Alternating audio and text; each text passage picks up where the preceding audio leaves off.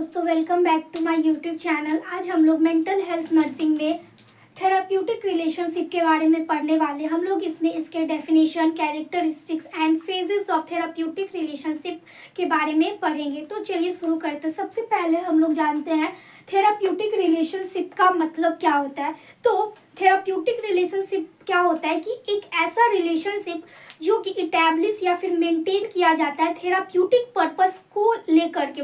Therapeutic purpose यानी कि treatment purpose से लेकर के, यानी कि ये एक ऐसा रिलेशनशिप है जो कि एक नर्स एंड एक पेशेंट में ट्रीटमेंट को लेकर के मेंटेन किया जाता है। तो कम्युनिकेशन मेंटेन करने का रिलेशनशिप मेंटेन करने का क्या रीज़न है ट्रीटमेंट को लेकर के। तो अगर एक पेशेंट और एक नर्स में अगर बहुत अच्छा रिलेशन मेंटेन हो रहा है, अगर जो पेशेंट है वो अगर नर्स की क्या कर रही है, रिस्पेक्ट कर रही है, उस पर ट्रस्ट कर रही है कि हाँ ये जो नर्स है वो मुझे क्या देना चाहती है, केयर देना चाहती है, मेरे लिए अच्छा सोच रही है, अगर ये मुझे केयर देगी तो मैं ठीक हो जाऊंगा। तो अगर ये एक ट्रस्ट जनरेट होता है पेशेंट पे, तो क्या होता है कि जो नर्सेज होती है वो और ज़्यादा अच्छे तरीके से इफेक्टिवली केयर दे सकती है विदाउट एनी बोल सकते हैं विदाउट एनी प्रॉब्लम। ठीक है, तो ये जो रिलेशनशिप है वो मेंटेन होना बहुत ज़्यादा इम्पॉर्टेंट है।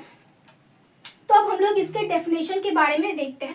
तो क्या बोल रहा है, relationship maintain between a nurse and a patient, यानी कि एक ऐसा रिलेशनशिप जो कि एक नर्स एंड पेशेंट के बीच में क्या हुआ है, मेंटेन है in order to gain mutual respect and trust.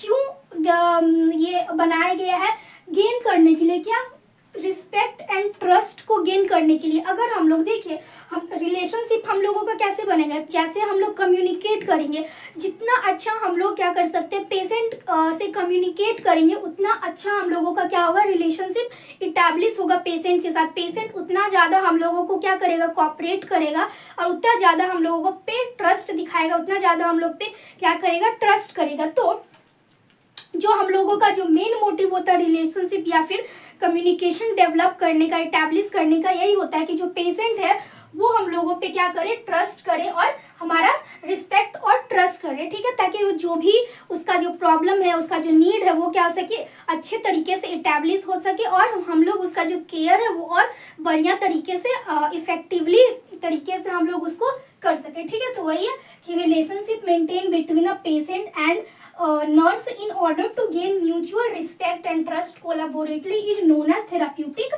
relationship। ठीक है, एक ऐसा रिलेशनशिप जो कि नर्स और पेशेंट के बीच में मेंटेन होता है to gain respect and trust, उसको हम लोग थेराप्यूटिक रिलेशनशिप के नाम से जानते हैं।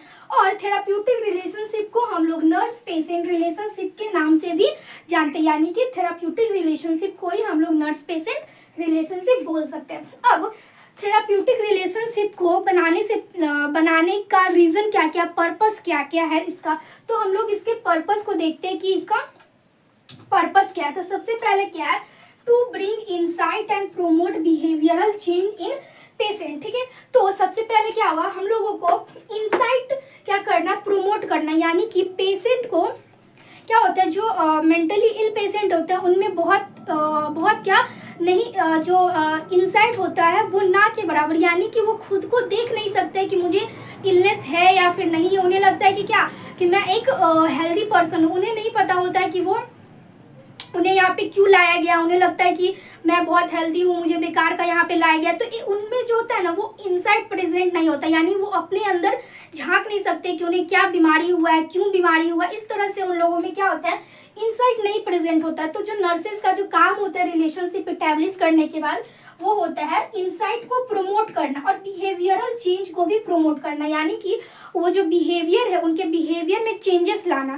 ठीक है, उनको समझाएंगे, उनको केयर दे करके, उनको सिंपैथी इम्पैथी इस तरह का जो भी कम्युनिकेट करके उनको क्या करेंगे, उनके बिहेवियर में चेंजेस भी ला सकते हैं। ठीक है, फिर दूसरा है डेवलप म्यूचुअल रिस्पेक्ट। अगर हम लोग एक अच्छा कम्युनिकेशन इटैब्लिश करेंगे, एक अच्छा रिलेशनशिप इटैब्लिश करेंगे पेशेंट के साथ, तो जो पेशेंट है वो हमारा क्या करेगा, रिस्पेक्ट भी करेगा और हमें खुल करके वो अपना प्रॉब्लम और अपना नीड भी बताएगा। फिर दूसरा, सॉल्व दी प्रॉब्लम। जब हम लोग एक अच्छा रिलेशनशिप और कम्युनिकेशन इटैब्लिश करते हैं तो क्या होगा, वो जो पेशेंट है वो हमें क्या होगा, सब अपना उसे जो भी प्रॉब्लम है और जो भी उसके नीड है वो क्या करेगा, हमें बताएगा, और उसी प्रॉब्लम के अकॉर्डिंग हम लोग क्या करेंगे, उसके लिए सॉल्यूशन का क्रिएट करेंगे। तो अगर जो पेशेंट है वो क्या होगा, अगर हमें अपना प्रॉब्लम बताता है तो हम लोग उसके प्रॉब्लम को भी क्या कर सकते हैं, सॉल्व कर सकते हैं। लेकिन ये तभी होगा जब हम लोग एक अच्छा इफेक्टिव कम्युनिकेशन या फिर रिलेशनशिप को इटेब्लिश करेंगे तब, ठीक है। फिर टू डेवलप कोपिंग स्किल, यानी कि पेशेंट के अंदर कोपिंग स्किल को डेवलप करवाना। कोपिंग स्किल कैसे डेवलप होगा, जैसे कि पेशेंट जो होते हैं वो क्या होते हैं, थोड़े एग्रेसिव होते हैं। जब वो लोग फर्स्ट टाइम हॉस्पिटल में आते हैं तो क्या होते हैं, वो काफ़ी ज़्यादा एग्रेसिव होते हैं, किसी से बात नहीं करना चाहते। तो अगर जो नर्सेज है वो क्या करेंगी, एक रिलेशनशिप इटेब्लिश करती है, एक अच्छा कम्युनिकेशन इटेब्लिश करती है, तो वो जो सामने वाला पेशेंट है, क्लाइंट है, उसको लगेगा कि हाँ ये जो है मुझसे बात करना चाह रहा है, मुझे केयर देना चाह रहा है, अच्छा मेरे बारे में अच्छा सोच रहा है, इससे मुझे कोई नुकसान नहीं है, ठीक है। तो ये क्या, जो पेशेंट है सामने वाला वो कोप करेगा, यानी कि हम लोगों को कोऑपरेट करने का कोशिश करेगा, उस एनवायरनमेंट में एडजस्ट होने का कोशिश करेगा, ठीक है। तो ये जो थेराप्यूटिक रिलेशनशिप है वो कोपिंग स्किल्स को भी क्या करता है, डेवलप करता है, यानी कि एक अच्छा रिलेशनशिप मेंटेन करने से जो पेशेंट है वो हम लोगों को कोप भी करेगा। फिर to meet the daily routine, यानी कि जो डेली रूटीन, यानी कि हम लोगों को उसका फिजिकल एग्जामिनेशन करना है, या फिर मेडिकेशन देना है, या फिर उसको किसी भी थेरेपी के लिए रेडी करना है, तो ये सब जो डेली रूटीन में जो आता है उसके लिए क्या करना है, हम लोगों को थेराप्यूटिक रिलेशनशिप इटेब्लिश करना होता है। हम लोग अगर रिलेशनशिप इटेब्लिश करेंगे तभी क्या होगा, जो पेशेंट है वो हम लोगों का बात मानेगा। अगर हम लोगों को मेडिकेशन देना है तो मेडिकेशन के लिए, अगर योगा करवाना है तो योगा करने के लिए बोलेंगे तो वो हम लोगों का बात मानेगा, अदरवाइज नहीं मान पाएगा, ठीक है। फिर आता है हमारा characteristic of therapeutic relationship. Therapeutic relationship के कौन कौन से कैरेक्टरिस्टिक्स होते हैं। सबसे पहला, able to set and achieve realistic goal, ठीक है। तो थेराप्यूटिक रिलेशनशिप की वजह से हम लोग अपने गोल को क्या कर सकते हैं, अचीव कर सकते हैं। तो हम लोगों का जो भी गोल है उसका केयर करना, मेडिकेशन प्रोवाइड करवाना, थेरेपी के लिए उसको रेडी करवाना, तो इस जो भी हमारा गोल है वो हमारा थेराप्यूटिक रिलेशनशिप के साथ क्या होगा, पूरा हो सकता है। गोल ओरिएंटेड, तो जो थेराप्यूटिक रिलेशनशिप है वो एक गोल ओरिएंटेड होता है, यानी कि हमें अपने गोल को पूरा करना है, इसी वजह से हम लोग रिलेशनशिप बनाते हैं। फिर it has to clarify the problem of patient, यानी कि कम्युनिकेशन के टाइम पे अगर कोई पेशेंट अपना प्रॉब्लम को शेयर कर रहा है तो थेराप्यूटिक रिलेशनशिप का यही पर्पस होता है कि वो जो है उसके प्रॉब्लम को क्या करे, क्लैरिफाई करे, उसके प्रॉब्लम को सॉल्व करने का कोशिश करे। फिर लास्ट है हमारा nurse patient relationship to follow the phase, यानी जो नर्स पेशेंट रिलेशनशिप होता है, यानी जो थेराप्यूटिक रिलेशनशिप होता है वो फेजेस में होता है, जिसको हम लोग आगे पढ़ने वाले। तो आई होप यहाँ तक आप लोगों को समझ में आ गया होगा डेफिनेशन, इसके पर्पस और इसके कैरेक्टरिस्टिक ऑफ थेराप्यूटिक रिलेशनशिप। अब हम लोग देखते हैं फेजेस ऑफ थेराप्यूटिक रिलेशनशिप, यानी कि जब हम लोग एक रिलेशनशिप, थेराप्यूटिक रिलेशनशिप इस्टेब्लिश करते हैं पेशेंट के साथ, एक क्लाइंट के साथ, तो उसके कौन कौन से फेजेस होते हैं। तो ये जो है मेनली 4 फेजेस में होता है, ठीक है। जो सबसे पहला फेज है वो है हमारा प्री इंटरेक्शन फेज, यानी कि जब हम लोग पेशेंट से मिले नहीं है, इंटरेक्ट नहीं हुए, उसके पहले वाला फेज को हम लोग क्या बोलते हैं, प्री इंटरेक्शन फेज। सेकेंड है हमारे इंट्रोडक्टरी और ओरिएंटेशन फेज, यानी ये वो फेज है जिसमें हम लोग पेशेंट के साथ मिलते हैं, उससे इंटरेक्ट करते हैं, ठीक है। वर्किंग फेज, यानी कि हम लोग पेशेंट के साथ मिल करके ये क्या होता है, इसमें हम लोग अपने गोल को क्या करते हैं, अचीव करते हैं, यानी कि अपने गोल को फुलफिल करते हैं, जो भी हम लोगों को गोल दिया गया है, या फिर हम लोगों ने जो भी गोल को जो भी हम लोगों को वर्क करना है, ये वर्किंग फेज में हम लोगों का आता है। फिर फोर्थ है टर्मिनेशन फेज। टर्मिनेशन यानी कि जब आपका गोल कंप्लीट हो गया उसके बाद लीव करने का जो फेज होता है, यानी कि अलग होने का जो फेज होता है, उसको हम लोग बोलते हैं टर्मिनेशन फेज। तो जो रिलेशनशिप इस्टेब्लिश होता है एक नर्स और पेशेंट के बीच में, वो टोटल 4 फेज में होते हैं। प्री इंटरेक्शन, इंट्रोडक्टरी जिसको हम लोग ओरिएंटेशन फेज के नाम से जानते हैं, थर्ड है वर्किंग फेज एंड फोर्थ है टर्मिनेशन फेज। अब हम लोग एक एक करके इसको देखते हैं। तो सबसे पहला है हमारा प्री इंटरेक्शन फेज, यानी कि जब हम लोग पेशेंट से मिले नहीं है, मिलने से पहले जो एक फेज होता है उसको हम लोग क्या बोलते हैं, प्री इंटरेक्शन फेज, इसमें क्या करती है, जैसे कि आप लोग किसी भी नए पेशेंट से मिलते होंगे, कि किसी नए इंसान से मिलते होंगे, तो क्या होता है, एक अंदर डर बना हुआ रहता है कि सामने वाला कैसा होगा। ऊपर से वो तो जो पेशेंट है वो क्या मेंटली इल है, तो नर्सेज को उस टाइम पे थोड़ा क्या होता है, बहुत थोड़ा डर लगा हुआ रहता है कि कहीं वो एब्यूजिव ना हो, कहीं वो वायलेंट ना हो, कहीं मेरे पे हमला ना कर दे, किस तरह का पेशेंट होगा, मेरे साथ कैसा बिहेव करेगा। तो इन सभी चीज़ों को लेकर के जो नर्सेज होती है उनके अंदर जो होता है बहुत ज़्यादा फियर होता है, ठीक है। तो वो खुद को क्या करती है, एक्सप्लोर करने का कोशिश करती है कि हम उस पेशेंट के साथ कैसे डील करेंगे।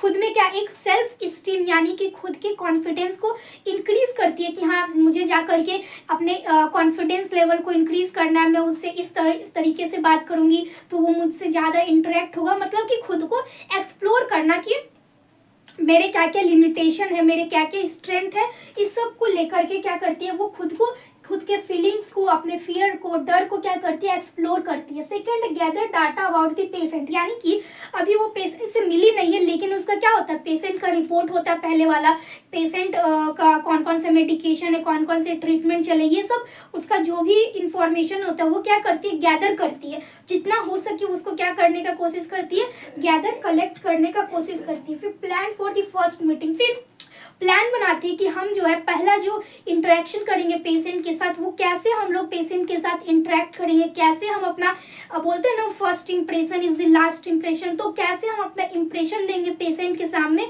कि वो मेरे से क्या हो सके, ज़्यादा से ज़्यादा इंटरेक्ट कर पाए। तो ये सब जितना भी चीज़ होता है वो हमारे प्री इंटरेक्शन फेज में होता है, यानी कि इंटरेक्शन होने से पहले वाला फेज। अब आता है हमारा इंट्रोडक्टरी फेज, ठीक है। तो ये क्या होता है, इंट्रोडक्टरी को ओरिएंटेशन फेज बोला जाता है। इसमें जो नर्सेज होती है वो बोलते हैं पेशेंट के साथ या क्लाइंट के साथ क्या होती है, इंटरेक्ट होती है, उसके साथ फर्स्ट टाइम कम्युनिकेट करती है, इंटरेक्ट करती है।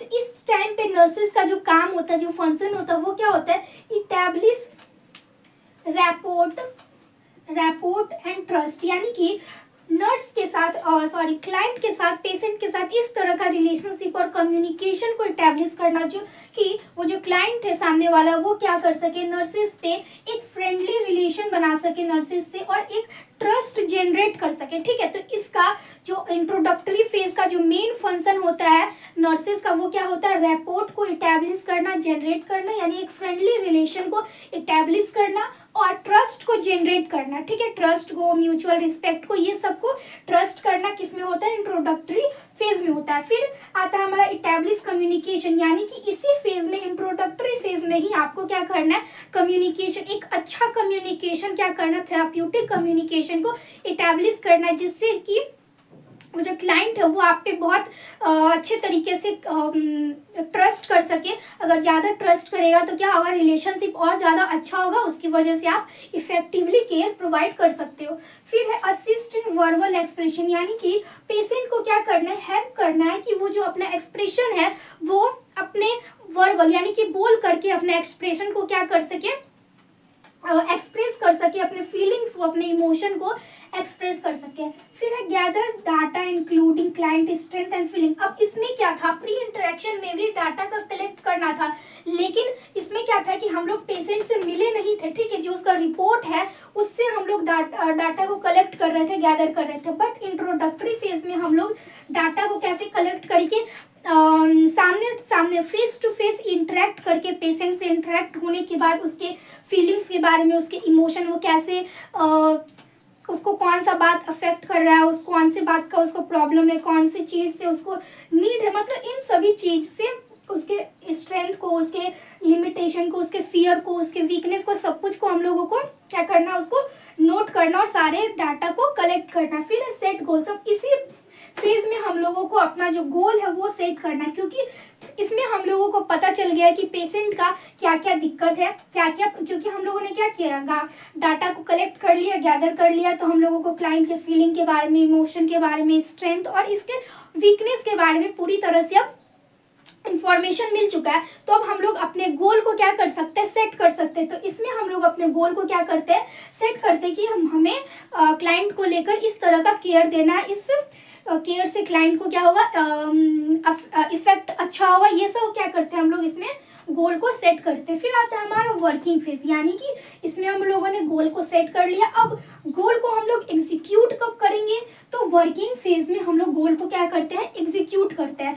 तो इसमें क्या करेंगे, गैदर मोर डाटा, और जितना डाटा हो सके उसको क्या करेंगे हम लोग कलेक्ट करने का कोशिश करेंगे। और develop insight and behavioural change, यानी कि बिहेवियरल चेंज और इनसाइट को भी हम लोग क्या करेंगे वर्किंग फेज में ही डेवलप कर पाएंगे। यानी कि आप लोग समझो कि एक पेशेंट को जब आप लोग केयर दोगे तो उस टाइम पे आप जितने भी केयर दोगे, यानी जितने भी अपने गोल सेट किए हैं उस सभी गोल को कहाँ एग्जीक्यूट करना, वर्किंग फेज में, चाहे वो कोई भी गोल हो, ठीक है। तो यानी कि आप क्या कर रहे हो, वर्क कर रहे हो, तो वो जो वर्क आपका होगा वो किस में चला जाएगा, वर्किंग फेज में। अब ये वर्किंग फेज खत्म होता है तो हमारा जो फोर्थ फेज है, लास्ट फेज है, वो क्या आता है हमारा टर्मिनेशन फेज, यानी कि जाने का टाइम, ठीक है। तो इसमें आप पेशेंट को बताओगे कि आपका जो केयर है मेरे साइड से खत्म होता है। यहाँ पे आपको उसकी रियलिटी ऑफ सेपरेशन के बारे में क्या करना है, उसको इस्टेब्लिश करना है, उनको बताना है कि अब मेरा के यहाँ पे ख़त्म होता है टाइम, मुझे जाना है यहाँ, ये आपको क्या करना है, उनको रियलिटी को क्या करना है, एक्सेप्ट करवाना है सेपरेशन का।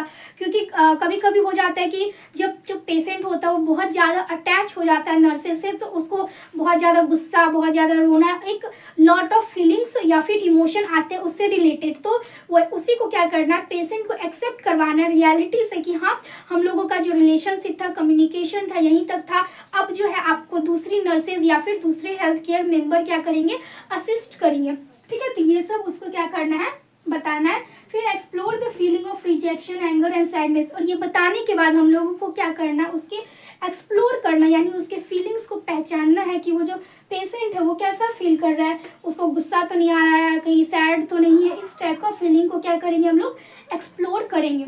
फिर रिव्यू प्रोग्रेस, यानी कि टर्मिनेशन फेज में ही क्या करेंगे हम लोग, रिव्यू करेंगे कि हम लोगों ने जो गोल सेट किया था, जो भी हम लोगों ने थेरेपी दिया था, उसको उसका प्रोग्रेशन लेवल क्या है, उसका जो हम लोगों ने जो गोल सेट किया था वो अचीव हुआ है कि नहीं हुआ है, उसका जो प्रोग्रेस है, क्लाइंट के ऊपर क्या इफेक्ट है, सही पॉजिटिव इफेक्ट है, निगेटिव इफेक्ट है, तो ये सब जो हम लोग चेक करते हैं वो टर्मिनेशन फेज में चेक करते हैं। फिर लास्ट में हम लोग formulate the plan for meeting future, यानी कि फ्यूचर में क्लाइंट को क्या क्या थेरेपी दिया जाएगा, क्या क्या गोल सेट होंगे, उसके लिए भी हम लोग क्या करते हैं, फ्यूचर प्लान बनाते हैं, ठीक है। तो ये था हमारा फेजेस ऑफ थेराप्यूटिक रिलेशनशिप। अब हम लोग देखते हैं component of therapeutic relationship. Therapeutic relationship के कौन कौन से कंपोनेंट होते हैं। तो जो सबसे पहला कंपोनेंट है वो है हमारा ट्रस्ट, ठीक है। तो अगर हम लोगों को ट्रस्ट को जनरेट करना है अपने पेशेंट के बीच में, खुद के बीच में, एक नर्स और पेशेंट के बीच में अगर ट्रस्ट को जनरेट करवाना है, तो उसका जो सबसे ज़्यादा इम्पॉर्टेंट होता है वो क्या होता है, एक अच्छा थेराप्यूटिक रिलेशनशिप को क्या करना, इटैब्लिश करना। जब तक हम लोग एक अच्छे थेराप्यूटिक रिलेशनशिप को इटैब्लिश नहीं करेंगे तब तक क्या होगा, हमारा जो ट्रस्ट है वो जनरेट नहीं होगा, पेशेंट जो है हम पे ट्रस्ट नहीं कर पाएगा। तो जो सबसे पहला कॉम्पोनेंट है वो क्या है, ट्रस्ट, यानी कि थेराप्यूटिक रिलेशनशिप क्या होता है, ट्रस्ट पे ही जनरेट होता है। सेकेंड है हमारा इम्पैथी। इम्पैथी मतलब क्या होता है कि दूसरों को अपना और खुद को दूसरे के जगह पर रख करके सोचना, ठीक है। तो हम लोग क्या करेंगे, क्लाइंट के साथ जब रिलेशनशिप या फिर कम्युनिकेशन इस्टेब्लिश करेंगे तो हम लोग उसको अपने जगह पर खुद को उसके जगह पे रख करके सोचेंगे कि अगर वो मेरे जगह, अगर हम उसके जगह पे होते तो हम लोग कैसे रिएक्ट करते हैं, और उसी तरह से हम लोगों को पेशेंट के साथ रिएक्ट करना, ताकि उसको लगे कि जो सामने वाला पर्सन है वो मुझे क्या कर रहा है, समझ रहा है, और हम खुद से ज़्यादा क्या करेगा, बोल सकते हैं कम्युनिकेट करने का कोशिश करेगा। तो सेकंड हो गया हमारा क्या, इम्पैथी। थर्ड है हमारा इंडिपेंडेंट। हम लोगों को एक ऐसा थेराप्यूटिक रिलेशनशिप इस्टेब्लिश करना है पेशेंट के साथ जिससे क्या हो सके, ऑटोनॉमी मतलब होता है इंडिपेंडेंट, जिससे वो क्या हो सके, इंडिपेंडेंटली, यानी कि स्वतंत्र रूप से वो हमें अपना फीलिंग्स, अपना इमोशन सब कुछ क्या कर सके, प्रॉब्लम, नीड को शेयर कर पाए, ठीक है। तो एक ऐसा रिलेशनशिप इस्टेब्लिश करना जिसमें जो पेशेंट है वो क्या हो, ऑटोनॉमी, यानी कि इंडिपेंडेंट फील करे सब कुछ बताने में। फिर फोर्थ हमारा केयरिंग एटीट्यूड, यानी कि रिलेशनशिप एस्टैब्लिश करने के टाइम पे या फिर कम्युनिकेट करने के टाइम पे हम लोगों को एक केयरिंग एटीट्यूड रखना, यानी कि पेशेंट को लगना चाहिए कि सामने वाला क्या कर रहा है, मेरे लिए केयर कर रहा है, मुझे समझता है। तो इससे क्या होगा, एक केयरिंग एटीट्यूड रखने से एक अच्छा थेराप्यूटिक रिलेशनशिप क्या होगा, इस्टेब्लिश हो पाएगा। फोर्थ नंबर है होपफुलनेस, यानी कि पेशेंट को क्या होना चाहिए, पेशेंट को और एक नर्स को क्या होना चाहिए, कॉन्फिडेंट होना चाहिए अपने रिलेशनशिप को लेके, कम्युनिकेशन और ट्रीटमेंट को लेकर के, ठीक है। फिर है हमारा टाइप्स ऑफ रिलेशनशिप। तो ये जो है मेनली 3 टाइप में डिवाइड किया गया है। पहला है सोशल रिलेशनशिप, दूसरा है इंटीमेट रिलेशनशिप और थर्ड है हमारा थेराप्यूटिक रिलेशनशिप। जो फर्स्ट रिलेशनशिप वो क्या, सोशल रिलेशनशिप, ठीक है। तो जो सोशल रिलेशनशिप होता है वो फ्रेंड्स एंड सोसाइटी मेंबर्स के बीच में होता है, ठीक है। किसके बीच में होता है, social relationship friends and society member, friends हो गया या फिर टीचर हो गया, यानी आसपास में जितने भी मेंबर होते हैं उनके बीच में अगर सोसाइटी में अगर रिलेशनशिप है, किसी के बीच में कम्युनिकेशन है किसी के बीच में, तो उसको हम लोग क्या बोलेंगे, सोशल रिलेशनशिप बोलेंगे। सेकेंड है हमारा इंटीमेट रिलेशनशिप। इंटीमेट रिलेशनशिप जो होता है वो मेनली हम लोग उसको बोलते हैं जहाँ पे इमोशनल अटैचमेंट बहुत ज़्यादा क्या होता है, बहुत ज़्यादा होता है, बहुत ज़्यादा स्ट्रांग होता है। ये जो है मेनली हम लोग intimate relationship husband and wife के बीच में देखते हैं। फिर आता है थेराप्यूटिक रिलेशनशिप। थेराप्यूटिक रिलेशनशिप एक ऐसा रिलेशनशिप है जिसमें कि नर्स और पेशेंट के बीच में रिलेशनशिप क्या होता है, एस्टैब्लिश होता है। तो ये था हमारा component and types of relationship. यहाँ पे हम लोगों का थेराप्यूटिक रिलेशनशिप खत्म होता है। आई होप आप लोगों को वीडियो पसंद आया होगा, and if you like the video then subscribe to my channel and thank you so much for watching.